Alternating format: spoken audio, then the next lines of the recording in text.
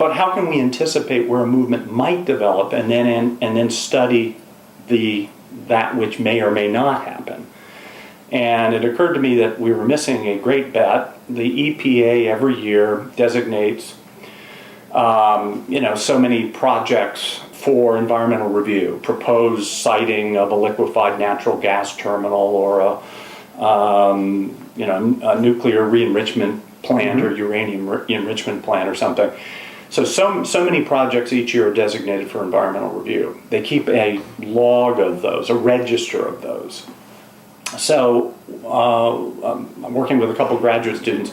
We went to the register, we looked at all of the communities, essentially, that had been designated as proposed sites for a large energy infrastructure project with serious environmental implications.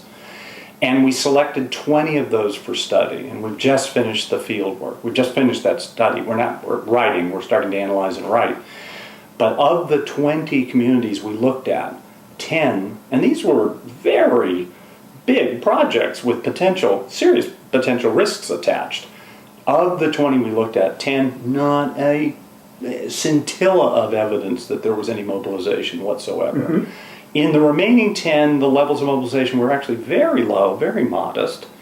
Only one bona fide social movement, I think, in the lot, a true movement bubbling up out of these 20 cases. And now we're trying to understand variation in the community response. Mm-hmm. So, again, you go, the literature would suggest that movements are very common and there's the NIMBY phenomena is all around us. Let someone propose to build a liquefied natural gas terminal in our city and we will rise up.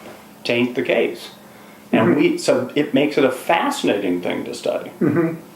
Now there is this kind of goes back to the question of positivism, but there would be one way of thinking about the study you just described, which would say, okay, now let's assign variables to each of those 20 cases, and by the way, let's extend it to 200 cases, and then let's see what the correlations are among variables and outcome. Mm-hmm.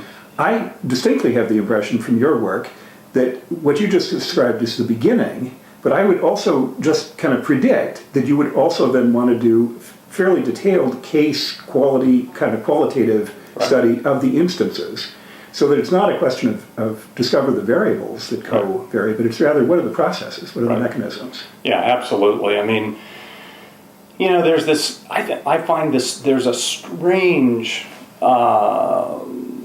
received wisdom about the sequence within which you do, say, mixed methods in our business. And so the standard logic is, well, when you don't know much about something, what you want to do is use qualitative field methods. You want to go in and kind of poke around to learn enough so you can formulate hypotheses. And you bring in the big scientific guns in the force of large N study. Right. This has always seemed asked backwards to me. The large N, let's have a lot of cases and let's have a bunch of variables and let's run some analyses to see what the relationships look like, strike me as perfect way to start a study.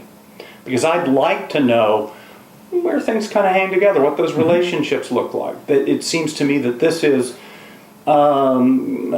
this ought to give us some sense of where there's interesting stuff happening out there. Mm-hmm. But I don't know what the coefficients mean. I don't know what those relationships are about at all. But it might, again, give me some sense of where I could profitably look, what kinds of things appear to hang together out there in the world. Then I want to invest deeply in more qualitative methods to try to really understand what kinds of social processes are encoded in those coefficients. I say this to my quantitative colleagues and they go, oh. But I think that's a more compelling two-step set of methods than the reverse. And you can't also convince funding agencies typically to do it this way. So I've tried several times saying we need to do mixed methods, and they say, well, we're not going to pay all that money to give you some juicy quotes because that's the only thing qualitative is good for. Science is in the large N studies, right? Because that's what the hard sciences do, right?